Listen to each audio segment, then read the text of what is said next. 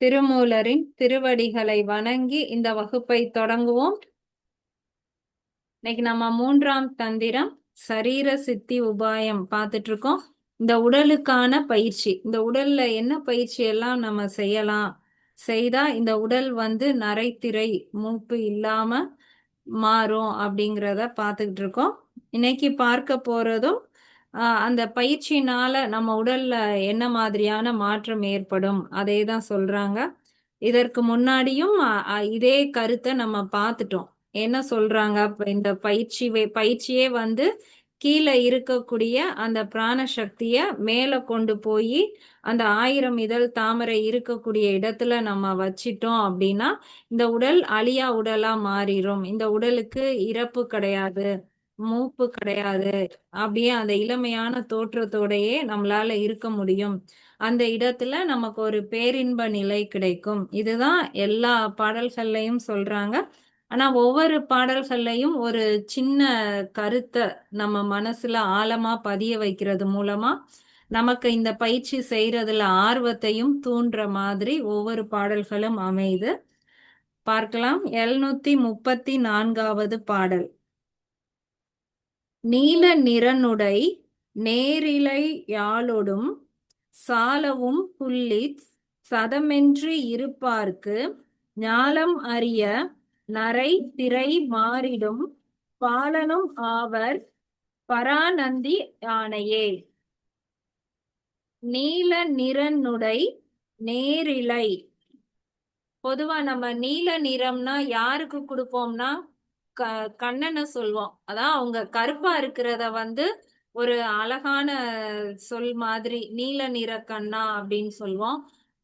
கிருஷ்ணருக்கும் நம்ம படங்கள்ல பார்த்தோம்னாலே அவருக்கு நீல நிறத்தை தான் காமிச்சிருப்பாங்க. சிவபெருமானுக்கு கழுத்து நீலகண்டன், நீல நிறம் காமிச்சிருப்பாங்க. நமக்கு நீல நிறம் அப்படின்னாலே நம்ம அந்த ஆகாயத்தை சொல்லுவோம், நம்மளோட ஸ்கை ப்ளூ அப்படின்னு சொல்லுவோம். அப்புறம் சி ப்ளூ சொல்லுவோம், அந்த கடல். இது எல்லாமே நீலம் அப்படின்னா இதெல்லாம் தான் நமக்கு வரும். இது எல்லாமே என்ன இந்த நிறம் காட்டுது அப்படின்னா ஒரு ஆழ்ந்த ஞானம், இல்ல ஒரு ஆழ்ந்த ஈடுபாடு, ஏதோ ஒரு விஷயத்துல அவங்களுடைய மனம் ரொம்ப ஆழமா இருக்கு. வானம் ஆழமா அது போய்க்கிட்டே இருக்கு. கடலுக்கு எல்லையே கிடையாது, அது ஆழமா போய்க்கிட்டே இருக்கு. அந்த ஆழமானது அப்படிங்கிறத சொல்றதுக்கு தான் நீலம் அப்படிங்கிற சொல் பயன்படுது. நீலம் அப்படிங்கிறது வெறும் நிறம் மட்டும் கிடையாது, நல்ல ஒரு ஆழமான ஞானத்தை உடைய ஒரு நிறம் போல இந்த நீல நிறத்தை நம்ம பார்க்கலாம். இந்த இடத்துல யாருக்கு நீல நிறம் கொடுக்கறாங்க அப்படின்னா நேரிழை அப்படின்னு சொல்றது பார்வதி தாயார, நமக்குள்ள இருக்கக்கூடிய அந்த சக்தியை தான் நீல நிறனுடை நேரிழை அப்படின்னு சொல்றாங்க. அப்ப சிவபெருமானுக்கு நிகரான அந்த ஆழமான ஞானத்தை உடைய சக்தியானவள் அப்படிங்கிறது தான் இந்த நீல நிறனுடை அப்படிங்கிறதுக்கான பொருள். நீல நிறனுடை நேரிழை யாழொடும். யாழொடுங்கிறது அவளுடனே அப்படின்னு சொல்றாங்க. அப்ப யாரு அவளுடன் இருக்கா? நமக்குள்ள இருக்கிற சக்தி கூட யாரால இருக்க முடியும்? நம்மளால தான் இருக்க முடியும். அப்ப நானும் சக்தியும் அப்படிங்கிறது தான் இந்த இடத்துல பொருள். சாலவும் புள்ளி சதமென்று இருப்பார்க்கு. சாலவும் அப்படின்னா சாலவும் நன்று அப்படின்னு சொல்றோம்ல, மிகவும் நன்று. அப்ப அவளோட பொருந்தி இருக்கிறது, அவளுடன் இருப்பதுதான் மிகவும் நல்லது அப்படிங்கிற அந்த மிகவும் அப்படிங்கிறதுக்கு அந்த சாலவும் அப்படிங்கிற சொல் வந்திருக்கு. புள்ளி சதமென்று. புல் அப்படின்னா நம்ம தரையில பாக்குறோம் இல்லையா, அந்த புல். இந்த புல் அப்படிங்கிற அந்த ஒரு சொல் நம்ம சாதாரணமா அது ஒரு புல் வகை, அது ஒரு தேவையில்லாத களச்செடியா இருக்கலாம், இல்ல அருகம்புல்னா அது ஒரு மூலிகை செடியா இருக்கலாம். அந்த அளவுக்கு நமக்கு புல்லை பத்தி தெரியும். ஆனா இந்த இடத்துல அந்த புல் அப்படிங்கிற வார்த்தை எதை குறிக்குது அப்படின்னா, புல் பல பொருள்களுக்கு புல்லுல இருந்து தான் அந்த அடுத்த சொற்களே வந்திருக்கு. எந்த இடத்துலயும் ஒரு புல் தனித்து வளராது. புல் அப்படின்னாலே அது எந்த இடத்துல இருக்கோ அதை சுத்திலும் அந்த புல் செடி வந்து வளர்ந்துரும். அந்த புல்லோட வேர் வந்து ஒன்னோட ஒண்ணு இணைந்து எப்பயுமே அது அடர்த்தியா பல புல்கள் வந்து எப்பயுமே இணைந்து தான் இருக்கும். அப்ப அந்த புல் அப்படிங்கிற அந்த சொல்லுல இருந்து தான் பல அப்படிங்கிற சொல்லும் உருவாகுச்சு. அதே மாதிரி நம்மளுடைய பல் அப்படிங்கிறதும் பல இருக்கிறது அப்படிங்கிறத சொல்ற மாதிரி பல் அப்படிங்கிறது வந்துச்சு. ஆஹ் அந்த அதிகமா இருக்கக்கூடிய எல்லாமே பல அப்படிங்கிறது இந்த புல்லுல இருந்து வந்த சொற்கள். அதே மாதிரி புல்லுதல் அப்படின்னா ஒன்னோட ஒண்ணு இணைகிறது அப்படிங்கிறதுக்கும் அந்த புல் அப்படிங்கிறது தான் இருக்கு. நம்ம யோகால பந்தம் செய்றோம் இல்லையா, மூல பந்தம். அந்த மூல பந்தத்துல நம்ம என்ன செய்றோம், நம்ம உடல்ல அடியில இருக்கக்கூடிய பகுதியை ஃபுல்லா ஒன்னா இணைத்து ஒரு இடத்துல புல் பண்ணி வைக்கிறோம். புல்லுதல் அந்த இடத்துல இணைத்து வைக்கிறோம். உடியான பந்தம் அப்படின்னு சொல்லும்போது நம்ம வயிற்றை சுத்தி இருக்கக்கூடிய அனைத்து பகுதியையும் ஒன்னு சேர்த்து வைக்கிறோம். அப்ப அந்த பந்தம் அப்படிங்கிற சொல்லும் எதுல இருந்து வந்துச்சு அப்படின்னா அந்த புல் அப்படிங்கிற சொல்லுல இருந்து தான் வந்துச்சு. அந்த இணைக்கக்கூடியது சொந்த பந்தம் அப்படின்னு சொல்றோம்னா அதுவும் அந்த பந்தம் புல்லுல இருந்து வந்தது. எல்லா சொந்தமும் புல் போல ஒன்னோட ஒன்னா நாம நெருங்கி இருக்கோம் அப்படிங்கிறது. நம்ம பந்த் அப்படின்னு சொல்றோம் இல்லையா, பந்த்னா என்ன செய்யறோம், எல்லாத்தையும் இழுத்து மூடிடுறோம், எல்லாத்தையும் ஒண்ணு சேர்த்து ஒரு ஒரு அடைப்பு வைக்கிறோம். அந்த எல்லாமே அந்த புல் அப்படிங்கிறதுல இருந்து வந்த சொற்கள் தான். அப்ப புல் அப்படிங்கிறது இந்த இடத்துல என்ன அர்த்தம் பண்ணுதுன்னா ஒன்னோட ஒண்ணு இணைந்து இருக்கிறது. அப்ப நான் இருக்கிறேன், எனக்குள்ள அந்த நீல நிறனுடை நேரிழையான சக்தியும் இருக்கிறாள். அவளோட நான் எப்படி இருக்கேன்னா புல்லுதல் பொருந்தி இருக்கிறது, ஒன்னோட ஒன்னாக இணைந்து இருக்கக்கூடிய அந்த நிலை. அதுதான் சாலவும் அப்படின்னா மிகவும் சிறந்த நிலை. சதம் என்று இருப்பாருக்கு அந்த அந்த இடத்துல இப்ப அதை எப்படி சொல்றாரு, சாலவும்னு சொல்லி அதுதான் மிகவும் நல்ல நிலைன்னு சொல்றாரு. புல்லுதல் அப்படிங்கிற சொல் மூலமா நம்ம அவளோட பொருந்தி இருக்கோம் அப்படிங்கிறதையும் சொல்றாரு. சதம் அப்படிங்கிற அந்த சொல் மூலமா என்ன சொல்றாருன்னா, சதம்னா 100க்கு 100, நம்ம 100% அப்படின்னு சொல்றோம் இல்லையா. அப்ப ஒரு துளி கூட நம்ம அவளை விட்டு விலகாம, நம்மளுடைய சிந்தனை விலகாம, எந்த சிதறலும் இல்லாம 100% முழுமையாக அப்படிங்கிற பொருள் முழுவதுமாக அவளோட பொருந்தி இருப்பார்க்கு. யார் வந்து அந்த மாதிரியான ஒரு நிலையில இருப்பார்களோ அவர்களுக்கு ஞாலம் அறிய, ஞாலம் அப்படிங்கிற சொல் வந்து உலகம் அப்படிங்கிறதையும் குறிக்கும், ஞானம் அப்படிங்கிற சொல்லையும் குறிக்கும். அப்ப ஞாலம் அறிய அப்படின்னா உலகத்தை அறியனா அந்த ஞானம் தான் உலகமாகவும் இருக்கு, ஞானமாகவும் இருக்கு. அனைத்தையும் அறியக்கூடிய நரைத்திரை மாறிடும். அந்த ஞானமும் நமக்கு கிடைக்குது, அதோட சேர்ந்து நம்மளுடைய நரைத்திரை மாறிடும். நரை அப்படின்னாலே நம்ம எல்லாரும் முடி நரைக்கும், முடி நரைக்கவும் தான் நம்ம வந்து வயதான தோற்றத்துக்கு போறோம், அதுக்கப்புறம் இறப்பு வருது அப்படின்னு நினைக்கிறோம்.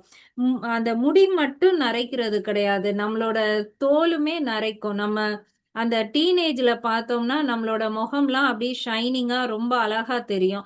அதே முகம்தான் அப்படியே நாள் ஆக ஆக அந்த சத்தெல்லாம் நம்ம உடம்புல குறைஞ்சி அந்த ஷைனிங் எல்லாம் குறைஞ்சி அந்த ஹீமோகுளோபின்லாம் குறைஞ்சிருச்சுன்னா நம்ம கேட்போம்ல, ஏன் ஒரு மாதிரி வெளிரி போயிருக்க அப்படின்னு. அந்த வெளுத்து போறது அதுவும் நரைதான். அப்ப நமக்கு வயதாகுதுன்னா முடியில ஏற்படுற மாற்றம் மாதிரி நம்ம தோல் முழுவதுமே ஒரு நரை தோன்றும், அதுவும் மாறிவிடும். திரை அப்படின்னா ஆஹ், ஒரு ஸ்கிரீனை தானே நம்ம திரைன்னு சொல்றோம். அப்ப இப்ப கண்ணு நல்லா கேக்குது, அதுக்கு ஒரு திரை வந்துருச்சுன்னா நம்மளோட கண் பார்வை குறையுது. காது நல்லா கேக்குது, அந்த ஓட்டையில ஒரு திரை வந்து விழுந்துருச்சு அப்படின்னா காது கேக்குறது குறையும். இப்ப நமக்கு நல்லா செரிமானம் ஆகுது, என்ன சாப்பிட்டாலும் செரிமானம் ஆகுது. அப்போ ஒரு திரை வந்துருச்சுன்னா செரிமானம் குறைஞ்சிடும். இந்த மாதிரி நம்ம உடல் உறுப்புகள்ல வயதாக ஆக ஒரு திரை விழுந்த மாதிரி எல்லாமே அதனுடைய வேலையை குறைஞ்சிரும். நம்மளுடைய தோல் பார்த்தோம்னா திரை விழுந்த மாதிரி அப்படியே சுருங்கிரும். அப்போ உடல்ல இந்த மாற்றம் எல்லாம் நடந்துட்டு இருக்கோம் இல்லையா, அது மாறிவிடும் அப்படிங்கிறது தான் நரை திரை மாறிடும். வெறும் நம்மளுடைய பார்வையோ முடியோ கிடையாது. உன்னுடைய உறுப்புகள், இயக்கம் அனைத்துமே வந்து மாறிவிடும். பாலனும் ஆவார் பராநந்தி யானையே. பாலனும் அப்படின்னா நம்ம பாலர்கள் அப்படின்னு சொல்லுவோம் இல்லையா? குழந்தைகளை தான் பாலன் அப்படின்னு சொல்லுவோம். ஒரு ஒரு ஒரு இளமையான தோற்றமும் பாலன் தான். பாலமுருகன் அப்படின்னு சொல்றோம்னா அந்த ஒரு இளம் இரத்தத்தோட இருக்கக்கூடிய அந்த வேகமான ஒரு முருகன், பாலமுருகன். இப்ப பாலனும் ஆவார் அப்படின்னா நம்ம தான் பாலன் ஆவோம். பாலன் அப்படின்னா பால் போன்ற, பால்ல நம்ம எதுக்கு சொல்லுவோம்னா ரொம்ப தூய்மையானது, வெண்மையானது, அதுல எந்த கலப்படமும் இல்லாதது அப்படின்னு சொல்றோம் இல்லையா? அந்த மாதிரியான நம்ம தான் அந்த மாதிரியான ஒரு உயர்ந்த நிலைக்கு மாறுறோம். பாலனும் ஆவார். பராநந்தி ஆணையே. இது யாரு மேல ஆணைன்னு சொல்றாரு? நந்தி மேல ஆணை. நந்தி அப்படிங்கிறது சிவபெருமான குறிக்கும். பராநந்தி அப்படின்னு சொல்லும்போது மேலானவன். பரம் அப்படின்னா எல்லாத்துக்கும் மேல இருக்கக்கூடியவர். அவர்தான் நந்தி தேவர். அந்த பராநந்தி மேல ஆணையாக சொல்றேன், உனக்கு இது எல்லாமே நடக்கும். எப்ப நடக்கும்னு சொல்றாரு? நீல நிறனுடை நேரிழை யாழொடும்.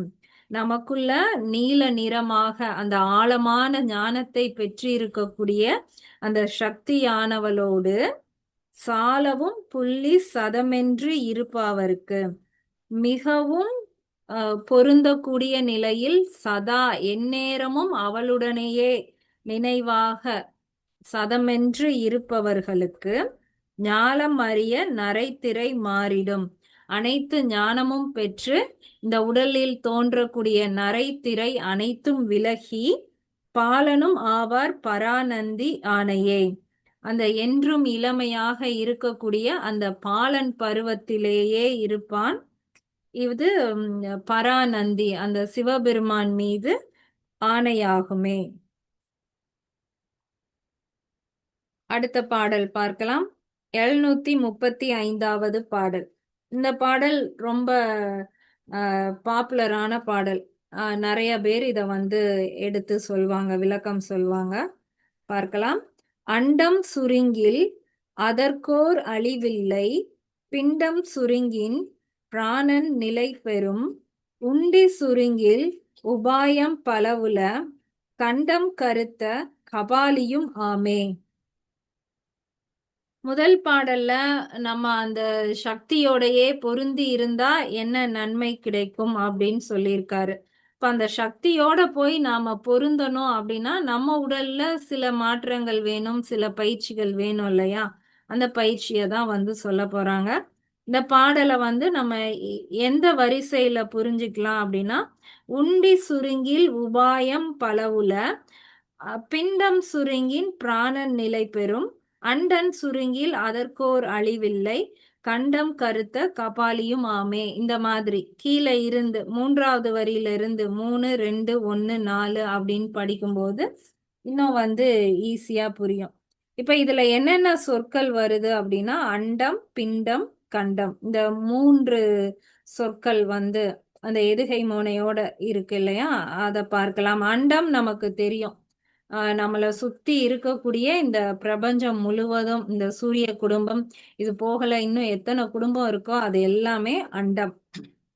பிண்டம் அப்படிங்கிறது நம்மளுடைய உடல் தான் வந்து பிண்டம்.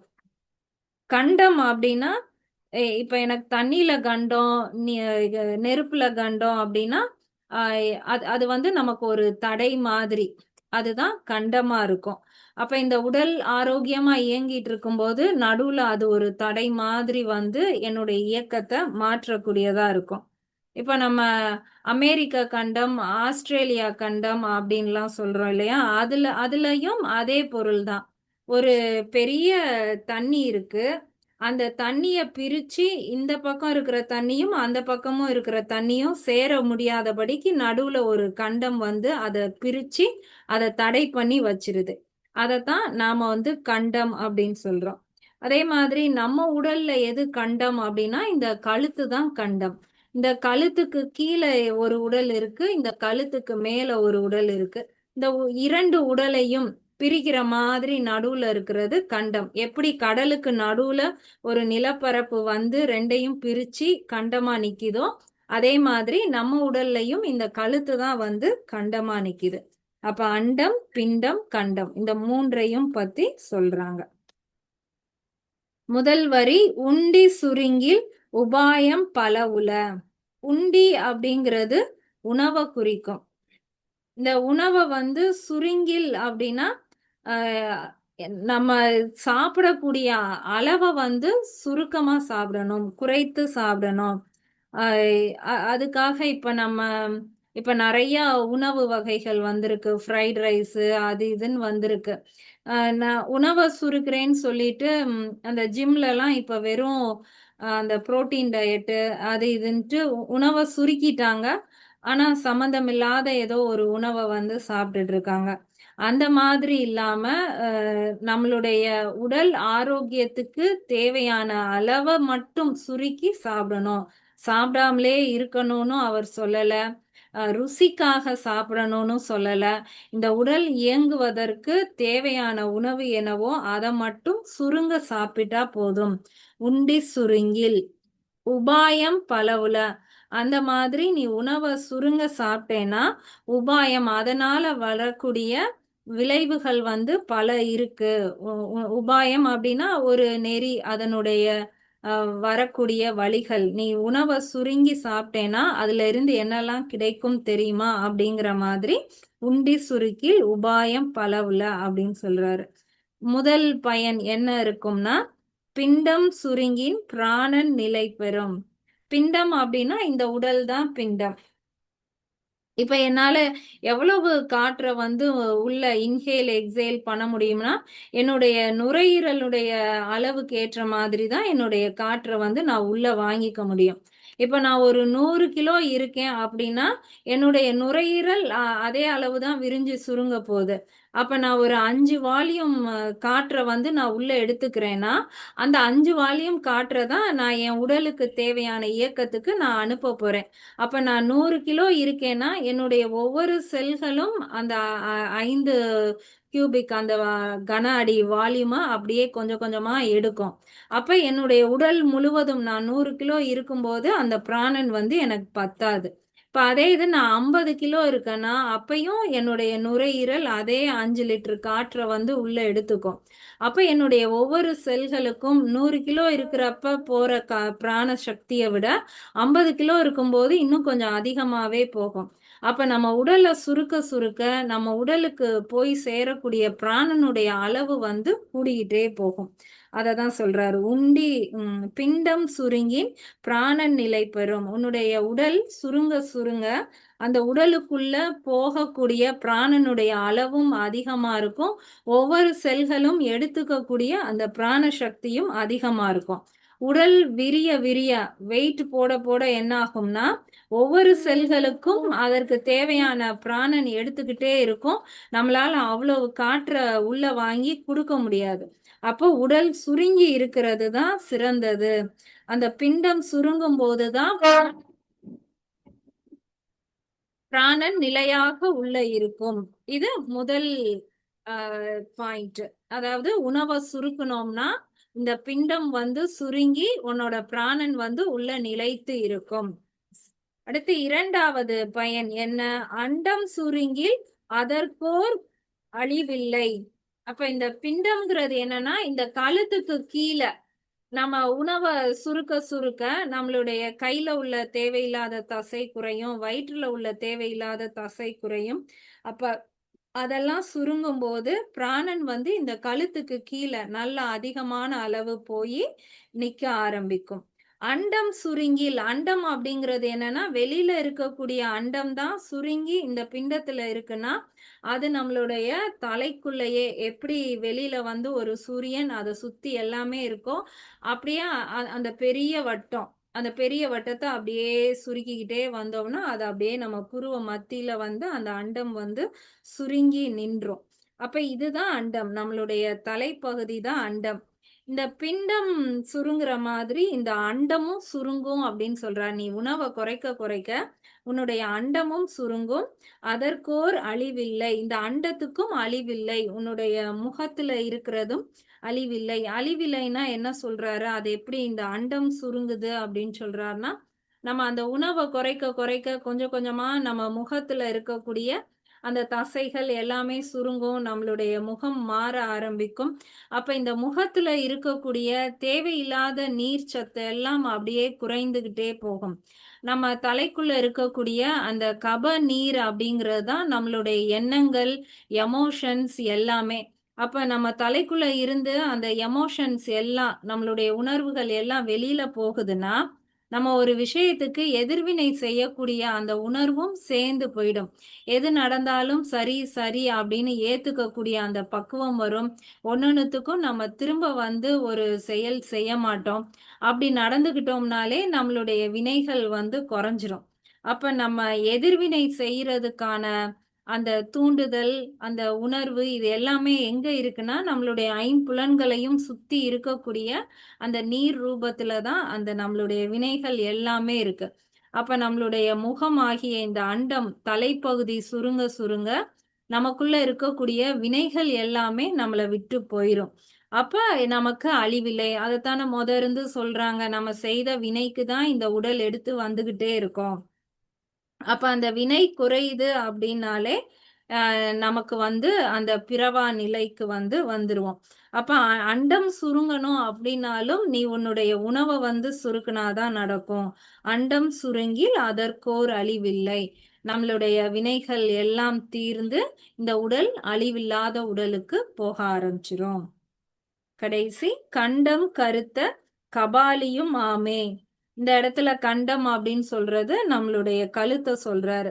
யாருக்கு வந்து இந்த கண்டம் வந்து கருத்து இருக்கும்? கருத்து அப்படின்னா அந்த முதல் பாடல்ல பார்த்தோம்ல நீல நிறம், அதுதான் கருத்து. அப்படின்னா அந்த கருமைக்குள்ளதான் எல்லாமே இருக்கு. இதுக்கு முன்னாடி அந்த அஞ்சனம் அப்படிங்கறதுல பார்த்தோம் இல்லையா? மை போன்ற அந்த அடர்ந்த கருப்புக்குள்ள எல்லாமே அடங்கி இருக்குன்னு. அந்த மாதிரி நமக்கெல்லாம் இந்த கண்டம் வந்து சாதாரண கண்டமா தான் இருக்கு.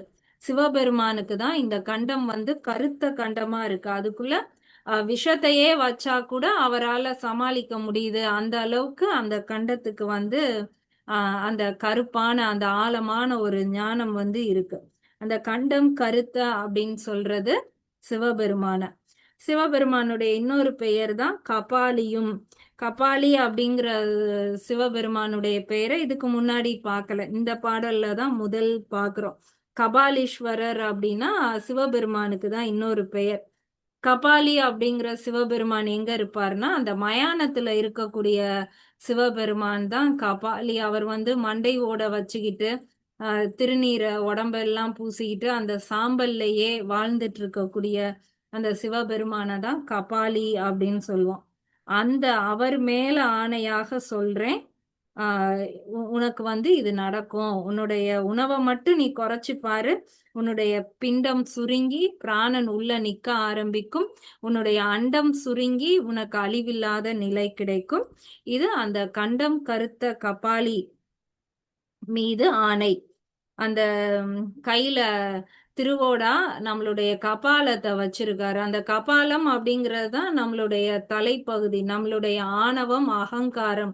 அதை நீ எடுத்தேனாதான் உனக்கு வந்து மோட்சம் வரும் அப்படிங்கிறத சொல்றதுக்காக அவர் அந்த கபாலத்தையே எடுத்து உங்களுடைய ஆணவம் அகங்காரத்தை விட்டுருங்க அப்படின்னு சொல்ற மாதிரி இருக்கக்கூடிய சிவபெருமான் தான் கபாலி.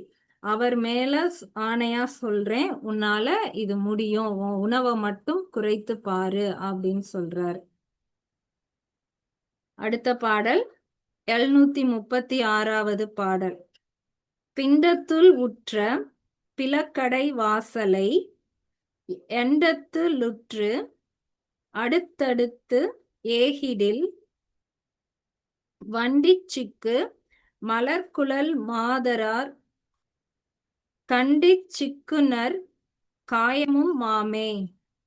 இப்ப இந்த முதல் பாடல்ல நமக்கு கிடைத்த அந்த மாற்றத்தை வச்சுதான் அப்ப உனக்கு வந்து அண்டமும் சுருங்குது பிண்டமும் சுருங்குது அப்படின்னா நமக்கு இப்ப மைண்ட்ல எப்படி தோணும்னா, நம்ம அந்த மாதிரி ஆட்கள்லாம் பார்த்திருப்போம். வயதாகவும் அவங்க உடம்பே கூன் விழுந்து அப்படியே உடம்பே சுருங்கி முகம்லாம் சுருங்கி ஒரு மாதிரி இருக்கும். அப்ப நம்மளும் சாப்பிடாம இருந்தா இப்படி சுருங்கி போயிருவோமோ அப்படின்னு நமக்குள்ள ஒரு அந்த தோற்றம் வந்து நல்லா இல்லையோ, அது கட்டாயம் வேணுமா அப்படிங்கிற ஒரு எண்ணம் வரும் இல்லையா? அந்த எண்ணத்தை மாற்றுற மாதிரி. அப்படி கிடையாது. அந்த தோற்றம் எப்படி இருக்கும்னு விளக்குற மாதிரி இந்த பாடல். பிண்டத்துள் உற்ற பிளக்கடை வாசலை. பிண்டம் அப்படின்னா முதையே பார்த்துட்டோம். இந்த கழுத்துக்கு கீழே இருக்கிறது பிண்டம், கழுத்துக்கு மேல இருக்கிறது அண்டம், கழுத்து தான் கண்டம். அப்ப இந்த இடத்துல பிண்டத்துள் அப்படின்னா கழுத்துக்கு கீழே இருக்கக்கூடிய அந்த உடலை சொல்றாரு.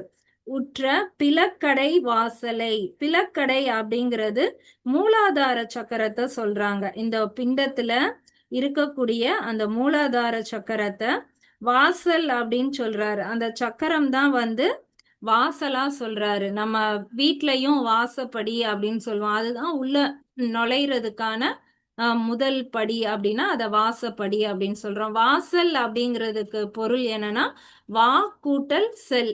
நீ உள்ள வரவும் செய்யலாம், உள்ள இருந்து வெளியே போகவும் செய்யலாம் அப்படின்னாதான் வாசல் அப்படின்னு சொல்றோம். அப்ப எந்த இடத்துல வா அப்படின்னாலே நம்ம வாயுவை தான் சொல்லுவோம். நம்ம அழைக்காமலே அது தானாவே நம்ம கூடயே வரக்கூடியது. அந்த வா அப்படின்னா வாயு. வாயு வந்து தானாகவே உள்ளேயும் வரும், அந்த உள்ள இருக்கிற இடத்துல இருந்து செல்லும். இந்த ரெண்டுமே காற்று வந்து போகக்கூடியதை தான் நம்ம வாசல் அப்படின்னு சொல்றோம். உச்சி வாசல் அப்படின்னு சொல்றோம். நம்மளுடைய ஆன்மா அதுக்குள்ள வந்தது திரும்ப அது வழியாகவே போகக்கூடியது அந்த உச்சி வாசல். அந்த மாதிரி இந்த பிண்டத்துள் இருக்கக்கூடிய பிளக்கடை வாசல் அப்படிங்கிறது மூலாதார சக்கரத்துல இருக்கக்கூடிய வாசல். அந்த வாசல் வழியாதான் அந்த காம வாயு வந்து நம்ம உடலுக்குள்ள வந்து செல்லக்கூடிய அந்த வாசல் அங்க இருக்கு. இரண்டாவது, எண்டத்துள்ளுற்று அடுத்தடுத்து. அண்டத்துள் அப்படிங்கிறத தான் எண்டத்துள் அப்படின்னு சொல்லியிருக்காங்க. அண்டத்துள் அப்படின்னா இப்ப தலைக்கு போயிட்டாரு. அந்த அண்டத்துள் இருக்கக்கூடிய அந்த அந்த அந்த வாசல் எது அப்படின்னா அந்த 1000 இதழ் தாமரை இருக்கக்கூடிய அந்த வாசலுக்கு போயிட்டாரு. அங்க இருக்கக்கூடிய அந்த இடத்துக்கு.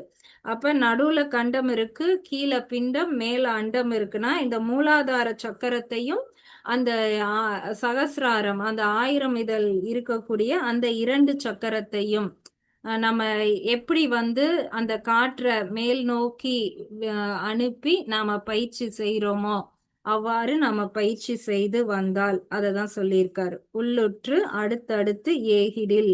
அந்த மூச்சு காற்றை கொஞ்சம் கொஞ்சமா எழுப்பி மேல எழ செய்திடில் வண்டி சிக்கு மலர்குழல். இந்த பயிற்சி தான் இது. நம்ம நடக்கணும் அப்படின்னா நம்மளுடைய உணவை சுருக்கி இந்த உடலையும் நீ சுருக்கி இதெல்லாம் நீ செய்யும் போதுதான் உனக்கு வந்து இந்த நிலை கிடைக்கும். அந்த நிலை எப்படி இருக்கும்னா வண்டி வண்டி சிக்கு மலர்குழல். ஒரு வண்டு வந்து ஒரு மலரை எப்படி தேடி போகும்னா அதனுடைய நறுமணத்தை வச்சே அந்த வண்டு அதை தேடி போயிரும். அந்த வண்டு சத்தமிட்டுக்கிட்டே அந்த மலரை சுத்தும் போதே அந்த மலருக்குள்ள என்ன மாதிரியான தேன் இருக்கு, எவ்வளவு தேன் இருக்கு எல்லாத்தையுமே அந்த வண்டு வந்து உணரும். அந்த மாதிரியான ஒரு நறுமணம் மிக்க அந்த அந்த மலரை நோக்கி அந்த வண்டு செல்வது போல மாதரார் கண்டிச்சுக்கு அந்த அந்த வண்டு மலர் அது இரண்டும் எப்படி வந்து நல்லா நறுமணமா அது இணையுதோ அது மாதிரி இந்த இடத்துல சொல்றது வந்து பெண்களை சொல்றாரு. அந்த வண்டு போல பெண்கள். மாதரார் அப்படிங்கிறது மலர்குழல் மாதர். அந்த அந்த மலர்களை சூடக்கூடிய அந்த முடியை வைத்திருக்கக்கூடிய பெண்கள். ஒரு பெண்ணை எப்படி வர்ணிக்கிறார்னா வண்டு அது நோக்கி செல்லக்கூடிய மலர், அந்த இரண்டுக்கும் நடுவில் இருக்கக்கூடிய அந்த ஒரு பிணைப்பு, அந்த மலரை சூடக்கூடிய அந்த கூந்தல், அதை வச்சிருக்கக்கூடிய அந்த பெண்கள். கண்டி சிக்கு நற்காயமும் ஆவே. அந்த மாதிரியான பெண் வந்து விரும்பக்கூடியது. கண்டிச்சுக்கு அப்படின்னா நம்மளுடைய தோற்றத்தை கண்டு மயக்கமுற இல்ல விரும்பக்கூடிய இல்ல பிரமிக்கக்கூடிய, அதாவது ஒரு பெண் பார்த்து என்ன மாதிரியான உடல் அமைப்பை இவங்க வந்து வச்சிருக்காங்க அப்படின்னு வியக்கிற மாதிரியான உடல், அததான் சொல்றாரு. காயமும் மாமே அந்த மாதிரியான உடல் தான் வந்து உனக்கு வரும். நீ நினைக்கிற மாதிரியான அந்த உடல் சுருங்கின உடனே அந்த வயதான தோற்றம் பார்க்க நல்லா இல்லாம இருக்குமோ அப்படி நீ நினைச்சிராத. ஒரு பெண், அதுவும் எப்பேற்பட்ட பெண், நல்ல வண்டுகள் அவளை நோக்கி அது அவ வச்சிருக்கக்கூடிய பூவுக்கும் அந்த நறுமணத்துக்கும் தேடி வரக்கூடிய ஒரு பெண், பார்த்து வியக்கக்கூடிய விரும்பக்கூடிய அத்தகைய உடலை நீ பெறுவாய் அப்படின்னு சொல்றாரு.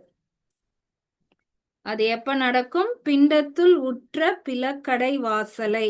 இந்த பிண்டத்தில் இருக்கக்கூடிய அந்த மூலாதார சக்கரத்தில் அண்டத்துள் உற்று அடுத்தடுத்து ஏகிடில், அந்த மூலாதார சக்கரத்துக்குள் வரக்கூடிய அந்த வாயுவை அண்டத்தில் இருக்கக்கூடிய அந்த சகஸ்ர தலத்திற்கு நீ பயிற்சி மூலமாக ஏற்றி அதனோடு இணைக்கையில் வண்டிச்சிக்கு மலர்குழல் மாதர், அந்த மலர்களை சூடி நறுமணம் மிக்க வண்டுகளை ஈர்க்கக்கூடிய அந்த பெண்ணானவள் கண்டிச்சிக்கு நற்காயமும் ஆவே, அவளே வியந்து பார்க்கும் அளவுக்கு ஒரு வியப்பான வடிவத்தை உன்னுடைய உடல் பெறும்.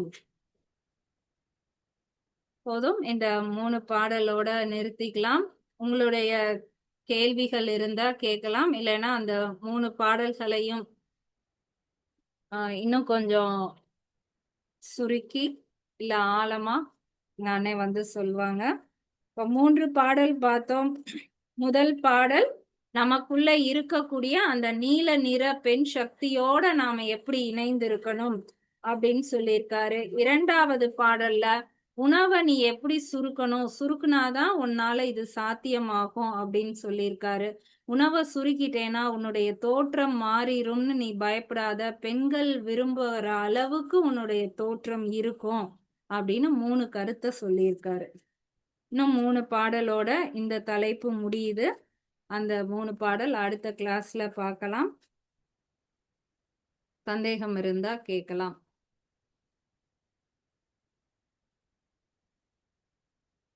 சந்தேகம் இல்லைன்னா அண்ணா நீ உன்னோட கருத்தை சொல்லுனா.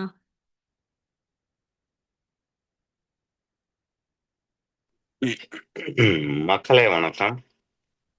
பிரியா, நீ சொன்னது எனக்கு நல்லா இருந்தது. எந்த கருத்து சொல்லலாம்? ஆமா, ரொம்ப ஃப்ளோவா இருந்துச்சு இன்னைக்கு. மூணுமே நல்லா இருந்தது. ஆமா, நம்ம அடிக்கடி சொல்லக்கூடிய அந்த உணவை சுருக்குங்கள். ஆமா, சாப்பிடாம இருக்க சொல்லல, அப்படி சொல்லவே கூடாது. எந்த ஒரு யோகா டீச்சரும் சரி, எந்த ஒரு ஆயுர்வேதா டீச் பண்ணாலும் சரி. ஆமா, பத்தியம் சொல்லலாம், சாப்பிடவே கூடாதுன்னு சொல்லக்கூடாது. ஆனா பசித்து இருக்கணும் அப்படின்றத நம்ம பலமுறை வலியுறுத்தி இருக்கோம். அதான் அந்த இதுல ரொம்ப பிரசித்தி பெற்ற பாடல் 735 இல்லையா? ஆமா, அந்த பாட்டு. ஆமா, அந்த பாட்டை வேணா நீ நீ அந்த நீ சொன்ன வாஸ்து சீக்வன்ஸ்லயே வேணா திரும்ப சொல்லு. உண்டி சுருங்கில் உபாயம் பல உல, பிண்டம் சுருங்கின் பிராணன் நிலை பெறும். அதாவது உண்டி சுருங்கில் அப்படின்னா உணவை நீ சுருக்கும் பொழுது நிறைய பெனிஃபிட்ஸ் இருக்கு. சரியா? அதுல பெனிஃபிட் என்ன சொல்றாரு அப்படின்னா இந்த பிண்டத்துல இருக்கக்கூடிய பிராணன் நிலை பெறும். பிரியா ரொம்ப அழகா எக்ஸாம்பிளோட சொன்னான். எல்லாத்துக்கும் அந்த லங்ஸோட கெப்பாசிட்டி ஒண்ணுதான், கொஞ்சம் ஏறக்குறைய இருக்கும். ஆனா நீ வாட்டுக்கு 100 கிலோ 180 கிலோ போட்டேன்னா இல்லையா? நம்ம இங்க ஹைக்கிங் போவோம். இங்க தைவான்ல சில மவுண்ட் வின்டர் சீசன்ல பனியும் பெய்யும். அப்போ வந்து இங்க நல்ல ஹைட் இருக்கு. அங்க பாத்தீங்கன்னா ஆக்சிஜன் கம்மியா இருக்கும். சில பேர்லாம் இங்க நல்லா ஜிம் பாடியை நல்லா ஏற்றி வச்சிருப்பாங்க. அவங்களுக்குலாம் அந்த ஹைட் ஏற ஏற ஆக்சிஜன் கம்மி ஆக ஆக அவங்களால ஏற முடியாது. சில பேர் வயசானவங்களா இருப்பாங்க, ரெகுலரா ஏறுறவங்களா இருப்பாங்க மலைக்கு. அவங்க பார்த்தீங்கன்னா ரொம்ப துளியோண்டா இருப்பாங்க, சின்னோண்டா இருப்பாங்க. இப்போ நம்ம இந்தியர்களை சவுத் இந்தியன்ஸை விட இங்க தைவானீஸ் ஜப்பானீஸ்ல ரொம்ப குட்டியா சிறுசா இருப்பாங்க. பார்த்தீங்களா அவங்க வாட்டுக்கு மேலே போயிட்டு ஏறிட்டு பேசிக்கிட்டே நடந்து வந்துகிட்டு இருப்பாங்க. புரியுதுங்களா? அப்ப நம்ம வந்து ஒவ்வொரு செல்லுக்கும் ஆக்ஸிஜன் வந்து உங்களுக்கு வேணும் இல்லையா? அது வந்து அங்க காமிச்சு குடுத்துரும். இப்ப நாங்க வந்து ஸ்டூடண்ட்ஸ் எல்லாம் கூப்பிட்டு லடாக் போயிருந்தோம். லடாக் கூட்டு போனா, 2 ஸ்டூடண்ட்ஸ்க்கு வந்து பிரீத் பண்ணவே முடியல. ஏன்னா அவங்களோட வெயிட் அதிகம். அங்க வந்து ஆக்ஸிஜன் கம்மி. ஒரு 30ல இருந்து 40% கம்மியா இருக்கும் லடாக் போகும்போது. அப்ப பாத்தீங்கன்னா, அவங்கள நாங்க கீழேயே விட்டுட்டு போயிட்டோம். அந்த டாப் மவுண்டனுக்கு ஒரு 2 நாள் அவங்களால வர முடியல. அப்ப சில ஏரியாவுக்கு போகும்பொழுது தான் உங்களுக்கு தெரியும். ஆஹா! நம்ம உடம்புக்கு இந்த பிராண சக்தி வந்து போதல. ம். ஆமா. அப்படின்றது தெரியும். அப்ப வந்து நீங்க வந்து பிரா உடல சுருக்கி உண்டிய சுருக்கி உடல சுருக்கிட்டாலே உங்களுக்கு பிராண லாபம் கிடைக்கும். ஏற்கனவே சொல்லியிருக்காரு இல்லையா திருமூலர்? ஆரம்பத்துல நம்ம படிச்சிருக்கோம். பிராணன் வந்து எப்படி லாபமா இருக்கணும் அப்படின்ட்டு. அதே தான் இங்க சொல்றாரு. இங்க வந்து பிராணன் லாபமா இருக்கணும். திரும்பவும் உண்டி சுருங்கியில் வாசித்துட்டு அந்த மொதத வாசித்துரு பிரியா மெதுவா. உண்டி சுருங்கில் உபாயம் பலவுல, அண்டம் சுருங்கில் அதற்கோர் அழிவில்லை. ம். அதாவது பிரியா வந்து நீங்க ரொம்ப கிளியரா சொன்னா. ம். கண்டம்ன்றது கழுத்து, கழுத்துக்கு மேல இருக்கிறது அண்டம், கழுத்துக்கு கீழே இருக்கிறது பிண்டம் அப்படின்ட்டு. அப்ப கண்டம் கண்டம்னா கழுத்து இல்லையா? கண்டம் அப்படின்னாலே என்ன அர்த்தம்னா எல்லைன்னு அர்த்தம். ஒரு கடலால சூழப்பட்ட அந்த எல்லை அதான் வந்து கண்டம், ஆசிய கண்டம், குமரி கண்டம் அப்படின்ட்டு. சரிங்களா? கண்டம்னா எல்லை, எல்லை கோடு அப்படின்னு அர்த்தம். அதாவது நம்ம வந்து அந்த காலகட்டத்துல வந்து எல்லாமே கண்ணுன்னே வரும். ஏன்னா வந்து கண்ண வச்சு தான் பார்த்துருக்கோம் இல்லையா? காணி நிலம் அப்படின்னு சொல்றோம் இல்லையா? காணி நிலம்னா 1½ ஏக்கர்ன்னு வச்சுக்கங்களேன், அந்த காலகட்டத்துல. உங்க கண்ண வச்சு 1½ ஏக்கர் தான் பார்க்க முடியும். அதனால தான் அது பேர் காணி நிலம் அப்படின்ட்டு. அந்த காணி நிலம்ன்ற அந்த காணி வந்து பல நாட்டுக்கு போயிருக்குன்னு வச்சுக்கங்களேன், காணின்ற வார்த்தை. அது மாரி தான் இந்த கண்ண வச்சே தான் அந்த பார்க்கக்கூடிய இடம், எல்லை, கோடு எல்லாத்தையுமே கான், கான், கண், கண், கனி இந்த மாரியே தான் வரும். ஆமா. அப்ப இந்த கண்டம் அப்படின்னாலே எல்லைக்கோடு. இந்த குமரி கண்டம்னா இந்த கடலால் ஆன இந்த எல்லை அவ்வளோ பெரிய ஒரு நிலப்பரப்பு அப்படின்ட்டு. அது மாதிரி தான் இந்த கண்டம் அப்படின்றது தான் எல்லைக்கோடு. எதுக்கு? பிண்டத்துக்கும் அண்டத்துக்கும். ம் ஆமா. சரி. இப்ப இங்க பிண்டம் என்ன சொல்றாருன்னா, நீங்க உணவ குறைக்கிறதுனால, உண்டி சுருங்குறனால பிராணன் மட்டும் நிலை பெறும்னு கிடையாது. அது வந்து பிசிக்கல் பெனிஃபிட் மட்டும் கிடையாது. பிசிக்கல் பெனிஃபிட்னா கண்டத்துக்கு கீழே அதான் உடல். பிண்ட பெனிஃபிட் மட்டும் கிடையாது. அண்டத்துல இருக்கக்கூடிய மலம் நீங்கும், அண்டமும் சுருங்கும். அண்டம்னா இங்க தலை. அண்டம்னா இங்க தலை. தலை சுருங்கும். தலை எழுத்தே மாறும். அப்பாவோட முகமே மாறும். அப்பாவை பார்த்தா அப்பா ஐயாப்பாவோட நெத்தி இருக்கிற மாதிரியே இருக்கும். ஆனா இந்த தலையில உள்ள கபம் நீங்கினதுக்கு அப்புறம் அவன் தலை எழுத்தே மாறும். இது வந்து சிவன் கொடுத்த உடலா மாறும். ஆமா. அதுதான் வந்து அண்டம். இந்த அண்டமே திரும்பவும் சொல்லு பிரியா. அந்த அண்டம் அண்டம் சுருங்கில் அதற்கோர் அழிவில்லை. ஏமா அதற்குனா அங்க உயிர். உன் உயிருக்கு அழிவில்லை, அந்த மூலப்பொருளுக்கு அழிவில்லை. ஆமா. அப்ப தலையில இருக்கக்கூடிய கபம், அதாவது பிண்டத்துல இருக்கக்கூடிய கபம் சுருங்கி ஆமா உனக்கு பிராணம் நிலைக்குது. அண்டத்துல உள்ள மலம் நீங்கி உனக்கு அந்த உயிரே நிலைக்குது. அது மட்டும் கிடையாது. அதே மாதிரி அந்த கடைசி இதை சொல்லு. கண்டம் கருத்த கபாலியும் ஆமே. கண்டம் கருத்த கபாலியும் ஆமே அப்படின்னு. அப்படின்னா கண்டம் கபாலீஸ்வரன் சொல்றோம் இல்லைங்களா? ஆமா, சிவனாவே நீ மாறிடுற அப்படின்னு அர்த்தம். சிவனாவே உன்னால மாற முடியும். ஆமே. ஆமேனா ஆமன்ன்ற மாதிரி. ஆமன்றது ஆமையில இருந்து வந்ததுதான். ஆமா அப்படின்ட்டு. ஆமா, அடிச்சு சொல்றேன், உறுதியா சொல்றேன் அப்படின்ட்டு. ஆம். அதாவது கண்டம் கருத்த அப்படின்னா உன் கர்ம வினையை கருக்கி பொசுக்கியவன் அர்த்தம். நீதான் கண்டம் கருத்தவனா ஆகணும். ஏன்னா அந்த கண்டத்துலதான் உன்னுடைய கர்ம வினை எல்லாம் அங்க வந்து நிக்குது. அந்த தொண்டையை எப்படி துக்கம் அடைக்குதோ அதே மாதிரி நம்ம கர்ம வினை எல்லாம் உன் கண்டத்தை அடைக்குது. அதான் வந்து கண்டத்தை பொசுக்கியவன். பொசுக்கிட்டான், அதான் கண்டம் கருத்தவன். ஆமா, அந்த கண்டம் கருத்தவன் தான் கபாலீஸ்வரன். அவனாவே நீ மாறிடலாம். உன் கண்ம வினையெல்லாம் கருக்கி பொசுக்கி அவனாவே மாறிடலாம். இத அடிச்சு சொல்றேன், ஆமன் அப்படின்ற. அப்படி. சரி, இந்த ஒரு பாட்டு ரொம்ப இதா இருக்கு. இதைத்தான் நம்ம ரெகுலரா சொல்றோம், வேகமா சாப்பிட்டுருங்க. 3 வேளை சாப்பிட்டாலும் பசியோட இருங்க. ஆமா, உணவை வந்து சுருக்குங்க, அப்ப வந்து நமக்கு நல்ல சுவை தெரியும் அப்படின்ட்டு. ஆமா, இதைத்தான் திரும்ப திரும்ப சொல்றோம். வேற என்ன பிரியா? வேற எதுவும் பாட்டு, 2வது நீல பாட்டு இந்த இது நீல நிறனுடை. நீலம் நீலம். அதாவது நம்ம இந்த ஆலம் சொல்றோம் இல்லையா? நீலம் அப்படின்றது நீல் அப்படின்னா வந்து ஆழமான அர்த்தம்.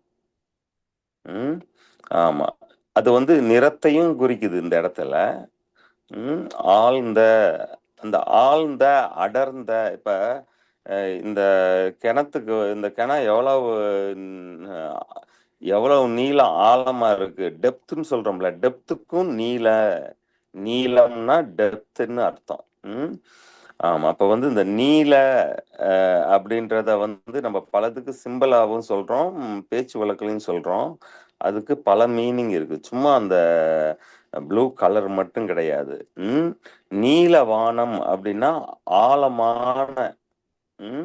ஆமா, இப்ப வந்து இப்ப நீ வந்து கடற்கரையை ஒட்டுன அந்த கடலை பார்த்தேன்னா ப்ளூ கலர்ல இருக்காது. ப்ளூ கலர்ல பார்த்துட்டாலே அங்க ஆழம் இருக்குன்னு அர்த்தம். புரியுதுங்களா? முன்னாடி வந்து அப்படியே சகதியும் சேதுருமா சேர்ந்த மாதிரி இருக்கும்.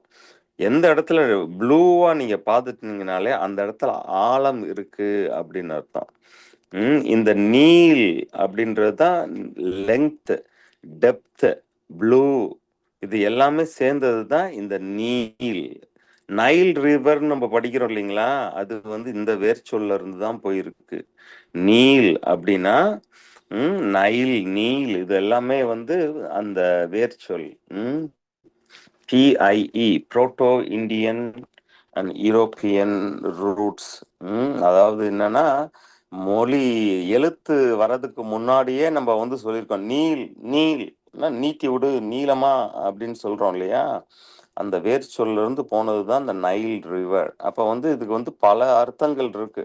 அந்த நைல் ரிவர்ன்றத நீங்க வச்சாலே, அதை ஞாபகம் வச்சாலே உங்களுக்கு தெரியும். அது ஆழமும் இருக்கு, நீளமும் இருக்கு, அது ப்ளூவாகவும் இருக்கு.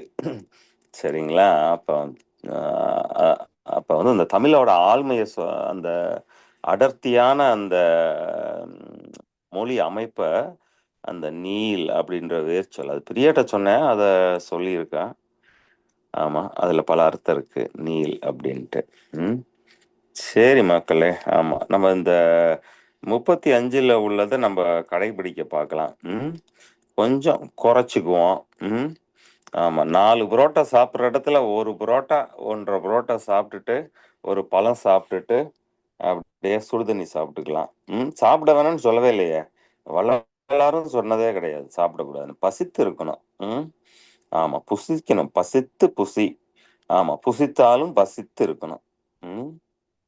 ஆமாம், நம்ம அவை பாருங்களேன். அதாவது வள்ளுவர் சொல்லுவாரு, உடம்புல உள்ள ஏற்கனவே சாப்பிட்ட உணவு எல்லாம் அற்று வெளியே போனதுக்கு அப்புறம் நீ அடுத்த உணவு சாப்பிடலான்ற. அப்படி அதுக்கு 7 சொற்களை சொல்லி வீணடிச்சிடுற. அப்படி நேத்து சாப்பிட்டது மலமா உடம்ப விட்டு அற்று வெளியே போனதுக்கு அப்புறம் நீ உணவு உண்ணா நீ ரொம்ப நாள் இருப்ப அப்படின்ற. அப்படி நம்ம ஔவையாரு 2 வார்த்தை தான், பசித்து புசி. மலம் எல்லாம் வெளியே போனதுக்கு அப்புறம் தான் அது உண்மையான பசியே வரும். ஏன்னா சும்மா டீ குடிக்கலான்னு யோசிக்கிற, அது நீ நினைக்கிற டீ குடிக்கலான்னு நினைக்கிற, சாப்பிடலான்னு நினைக்கிறது பசி கிடையாது. பசின்றது வேற. அப்ப பசி எடுக்கும் பொழுது புசி அப்படின்ற. அப்படி அப்ப நம்ம வள்ளுவனும் அவ்வையும் சொன்னத இங்க சொல்ற. அப்படி ஆமா, உண்டியை நம்ம கொஞ்சம் யோசித்து நிதானமா, அறிவே அதானே இல்லையா? எந்த ஒரு விலங்கும் அதுக்குரிய உணவை தயாரிக்காது, உற்பத்தி பண்ணாது. நம்ம உணவை உற்பத்தி பண்ணக்கூடிய ஒரே அறிவு இந்த மனித அறிவு தான். அப்ப நம்ம உணவுனா என்னன்னு தெரிஞ்சிருக்கணும் இல்லையா? ஆமா, சிந்திப்போம் மக்களே. அதுபடி நம்ம திருவள்ளுவர் ஔவையார் சொன்னதுக்கு ஏத்த மாதிரி நம்ம கடைபிடிக்க பார்ப்போம். கஷ்டமாலாம் ஒன்றும் சொல்லலை. நைட்டு ஒரு 1/2 மணி நேரம் சிரசாசனம் பண்ணிட்டு உங்களை தூங்க சொல்லலை. உண்டியே கம்மியா பண்ண சொல்ற. அப்படி காசை சேமிச்சு வச்சுக்கோங்கடான்ற. அப்படி இதுல என்னப்பா உங்களுக்கு சிக்கல்? இதுல என்ன சிக்கல்? டெய்லி 1 மணி நேரம் சிரசாசனம் போட்டுட்டு நைட்டு ஒரு 1/2 மணி நேரம் கபாலபதி போட்டுட்டு படுத்து தூங்குனா சொல்றாரு, உண்டிய குறைச்சிட்டு தூங்கு, காலையில வேமா எந்திரிப்ப அப்படின்ற. அப்படி சரி மக்களே, பேசலாம். அருமை. வேற எதுவும் உங்களுடைய கருத்து சொல்லுங்க. கேள்விகள் இருந்தாலும் நீங்க கேட்கலாம். இந்த பாட்டுல, இந்த 3 பாட்டுல எந்த கேள்வியா இருந்தாலும் கேட்கலாம். நான் ஒன்னதான் நான் விளக்கம் சொல்லியிருக்கேன். எல்லாத்துக்குள்ளேயும் ஆழ்ந்து போகணும்னா அது டைம் ஆயிடும். ஆமா, அவங்க ஸ்போக்கன் இங்கிலீஷ் கிளாஸ் எடுப்பாங்க. இந்த டைம் ஒருத்தவங்க கிளாஸ் கேட்டிருக்காங்களாம். அதனால யூடியூப்ல அப்படியா? ஃபாலோ பண்றேன்னு சொல்லியிருக்காங்க. ரைட். சரி மக்களே. ரைட் பிரியா. கிளாஸ் முடிச்சுக்கலாம். அண்ணா சொல்லுமா சொல்லுமா. யார் யார்? போன கிளாஸ்ல சிந்துண்ணா. சொல்லுமா. போன கிளாஸ்ல மணிப்பூரத்துல இந்த பெருவிரலால ரொட்டேட் பண்ண சொல்லியிருந்தீங்களா நைட்டு படுக்கும் போது? ஆமாம்மா, ஆமா. அது ட்ரை பண்ணேனா, அது நைட் படுக்கும்போது அதை கவனிக்கும் போது ஒரு துடிப்பு மாதிரி தெரியுதுண்ணா. சரிம்மா. அங்க அங்க மட்டும் இல்லாம கையில கால்ல அந்த மாதிரி ஒரு சில இடங்கள்ல எல்லாமே அந்த துடிப்பு தெரியற மாதிரியே ஃபீல் ஆச்சுண்ணா. அது சரிம்மா. கரெக்டா? ஆஹா, கொஞ்சம் நீங்க சென்சிட்டிவா ஃபீல் பண்ணியிருப்பீங்க. ஆனா அதனால உங்களுக்கு உங்க தூக்கத்தையோ அடுத்த நாள் எனர்ஜியோ எதையுமே உங்களுக்கு பாதிக்காது. அதனால ஒண்ணும் இல்ல. அத நீங்க அந்த எனர்ஜி கீழ் நோக்கி, தலையில இருந்து கீழ் நோக்கி அருவி மாதிரி அந்த ஃப்ளோ எல்லாமே போற மாதிரி ஒரு பாவனை பண்ணுங்க. அது போக போக அதுவாகவே அப்படியே நடக்கும். நம்ம உள்ள வரக்கூடிய காற்றா இருந்தாலும் சரி, தலையில சுரக்கிற நீரா இருந்தாலும் சரி, அப்படியே அருவி மாதிரி இதயத்துக்கு தொப்புளுக்கு அப்படியே மூலத்துக்கு போய் கால் அப்படியே ரூட் மாதிரி கால் வழியா வெளியே ஓடிடுற மாதிரி அப்படியே ஒரு பாவனை பண்ணிருங்க. சரிண்ணா, சரிண்ணா. அதை ரெசிஸ்ட் பண்ண தேவையில்ல. கையை காலை அப்படியே இறுக்கமா பிடிச்சிட்டு ரெசிஸ்ட் பண்ண தேவையில்ல. காலுக்கு அடியிலையும் நீங்க ஒரு தலானி வச்சுக்கலாம். ஏன்னா சில பேருக்கு இந்த லோவர் பேக் கட்டை தரையில படிச்சுதான் சில பேருக்கு வலிக்கும். ஏன்னா அவங்க லோவர் பேக் அந்த கர்வ் இல்லை அவங்களுக்கு. அப்ப அவங்கலாம் வந்து கீழ வந்து காலுக்கு மொட்டைக்கு அடியிலயும் ஒரு தலாணி வச்சுக்கிட்டீங்கன்னா, அந்த வலி இருக்காது. ரொம்ப நேரம் நீங்க அந்த படுத்துட்டு பண்ண முடியும். உங்களுக்கு பிரீதிங் இல்ல இது அசையாம. உட்கார்ந்துதான் பண்ணியிருந்தேன். நான் படுக்கிறதுக்கு முன்னாடி உட்கார்ந்துருந்தா பண்ணியிருந்தேன். சரிம்மா. அதனால அந்த ம். மூலாதாரத்துல இது சொன்னீங்கல்ல அந்த பாயிண்ட் ஆமாம்மா. அங்கேயுமே ஒரு மாதிரி துடிக்கிற மாதிரி ஒரு ஃபீல் ஆச்சு. ம். சரிம்மா. ம்.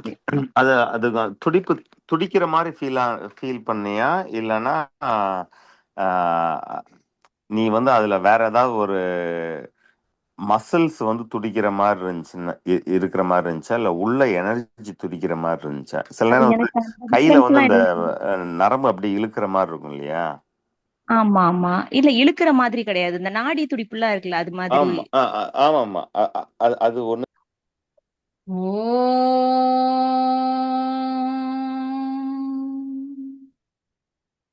திருமூலரின் திருவடிகளை வணங்கி இந்த வகுப்பை முடிப்போம்.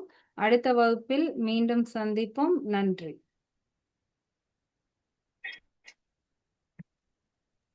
ஓகே.